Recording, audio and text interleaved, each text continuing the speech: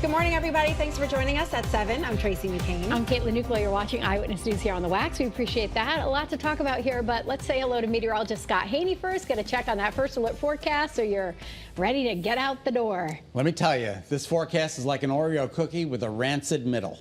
Okay. Tuesday, Wednesday, Thursday. Beautiful, beautiful, but again, the creamy middle has some clouds and some isolated showers. So there you go. You got it right. Perfect analogy. All right, that fog persistent again in Middletown. Unbelievable. Be careful out there driving around in the Connecticut River Valley. First alert live radar, dry visibility. It doesn't look so bad, right? It looks like we've got 10s, but I can see the fog right here in this shaded area of white. It's not horrendous, but it is out there nonetheless. Kids, you're getting on that bus. Get on the bus. Don't be late for the bus. Temperatures today will top out in the low 70s. A great day for recess outdoors.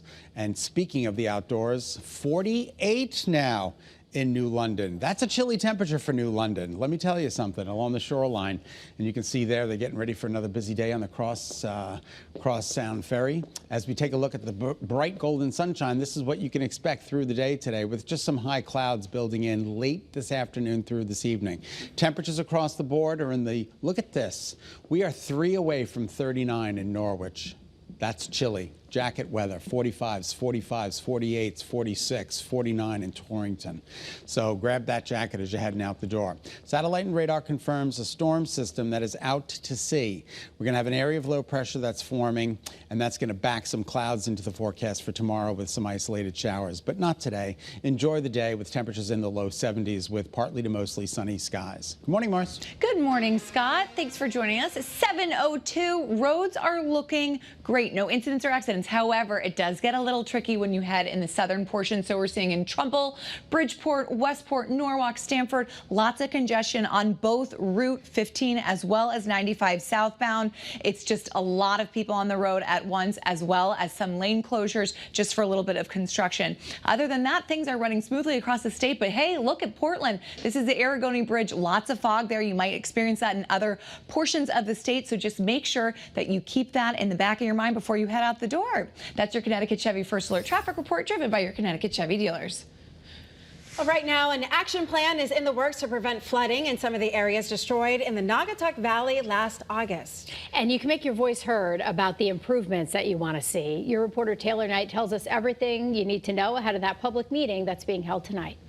Tonight's meeting begins here at Shelton Town Hall at 6 tonight. It's the first of 3 meetings being held this week throughout the Naugatuck Valley to discuss ways to prevent flood damage. The Naugatuck Valley Council of Governments will be explaining new designs for failing culvert and drainage systems in flood-prone areas. In Shelton, that includes Oak Avenue, Congress Street, Union Street, and Center Street. The council has plans for projects in Ansonia on Prindle Avenue, Doyle Drive, and Ben Street.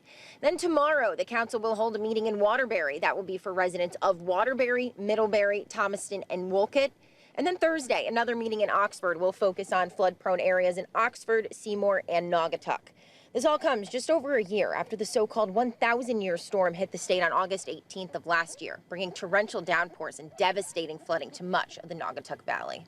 Each of the meetings begins at 6. We will have a list of the proposed projects and the streets that they are expected to happen on up on our website, WFSB.com.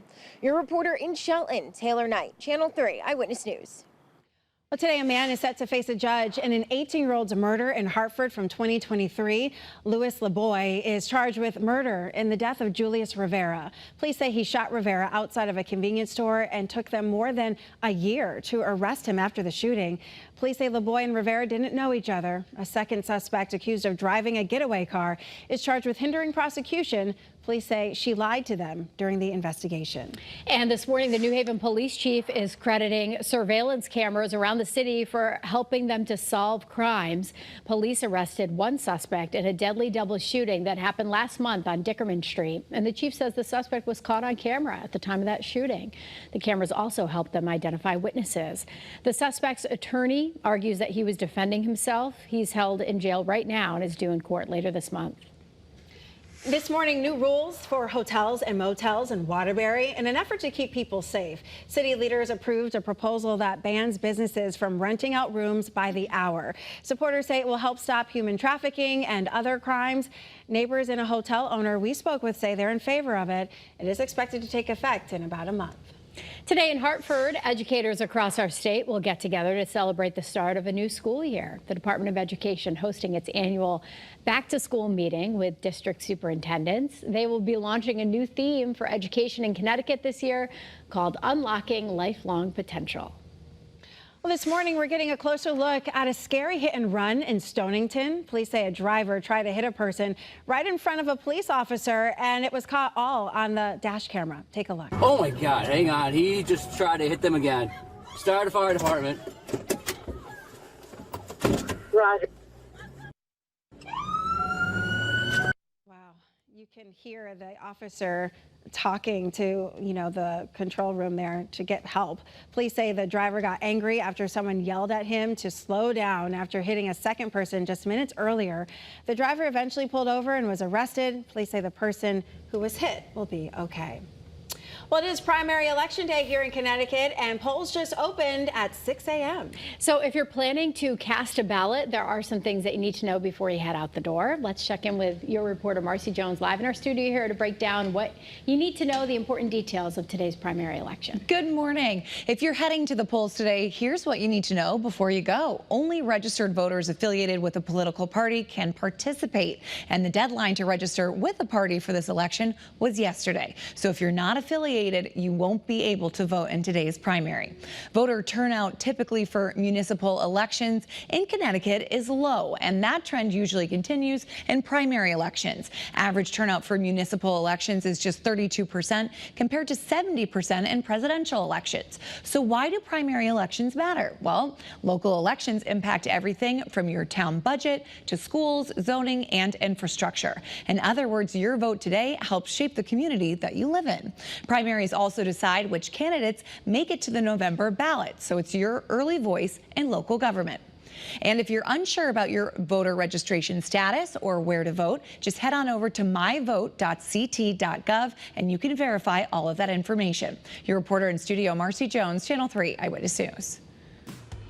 All right, we're following some breaking news here from overnight just into our newsroom in eastern Ukraine. Officials say at least 21 people there have been killed after Russia attacked a village with a glide bomb. It comes one day after Russia hit Ukraine's capital in its largest attack since the war began. Ukrainian President Vladimir Zelensky is urging the U.S. and Europe to take stronger action to stop the violence. And also this morning, at least one leader from our state is criticizing a Supreme Court decision that allows ICE agents in California to ask people about their immigration status. Representative John Larson says the ruling is shameful and deserves an explanation. Lower courts paused that practice, finding that it likely violated the Constitution. The ruling could pave the way here for ICE to take similar actions elsewhere.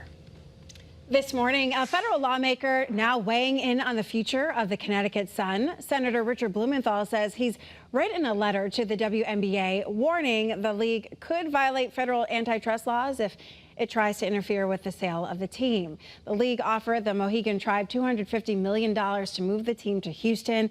That is $75 million less than two offers that would keep them in our state or move to Boston. We did reach out to the league for a comment. We're waiting to hear back. And this morning, leaders in Congress are working to provide relief to some people with student loans. A bill has been introduced that would allow food assistance recipients to eliminate student loan payments from SNAP benefit calculations. So supporters say it would help working families who are trying to pay off their loans as well. The bill is currently in committee. A heads up this morning, if you have any plans to drive on the UConn Stores campus, be careful where you park here because you could get a ticket or get stuck with a boot. The university is starting to impose some fines on drivers that take spots assigned to someone else. Cars will be booted after 5 violations. The school says it already has collected tens of thousands of dollars in fines since this enforcement started about 6 weeks ago. And today in Hartford, leaders will celebrate the opening of a new housing complex for students at the nearby UConn campus in Hartford. The building's Main Street location allows students to walk to campus in less than 5 minutes. It's the first private building the city is leasing for university students. Well, this morning, East Lyme. Well, this morning, East Lyme officially has a new police chief here. Kevin Glenn was sworn in on Monday. He's worked with law enforcement for 25 years and was previously the chief of the North Haven Police Department. He's replacing Michael Finkelstein, who retired in May after being arrested several times. Chief Glenn says he wants to help the department and the town move forward. All right, just about 7-11 here. If you are already looking ahead to the holiday season, you'll want to hear this. Tickets for the North Pole Express go on sale in just a few hours. Group tickets start selling at 9 a.m. So maybe set the alarm, just put a mental note together that these tickets are going to go fast, so you really need to get on the ball here. Yeah, they usually sell out within minutes. Individual tickets go on sale tomorrow before they start running the trains, that is, in November. This draws people from all over the Northeast.